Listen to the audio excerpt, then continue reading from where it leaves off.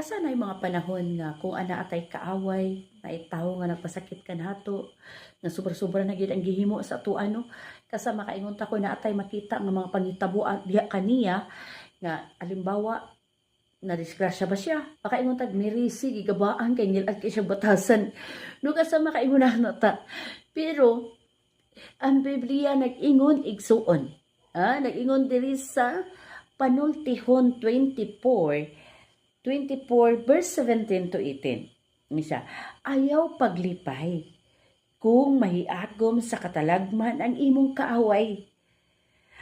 Masayran sa Ginoo kung magmalipayon ka og dili siya gusto niini.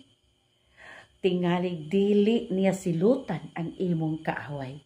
Grabe, di ba? Sumo na igsuon nga kung ana may tawo nga nakapasakit sa tua, nagpahila ka nato igsuon, hinumdumi ka niya mensahe. Iatong iampo ka na sa Dios.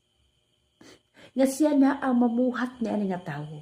Nato ikalipay kung unsa iyang madangatan. Kay basig dili silutan sa Dios ang kanang taong nagpasakit kanimo.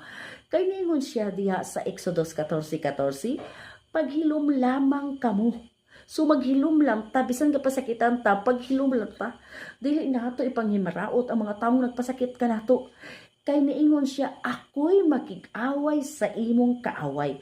So hulaton nato nga ang Dios musilot nga na kaniya. Kay igsuon wala natulog ang Dios. Nakita niya ang mga taong nagpasakit kanimo. Nakita niya ang taong nagpahila kanimo. Sumo na nga ato nang isalig nga na kaniya. Kay siya musilot ni aning mga tawhana. God bless igsuon, purihin ang Dios.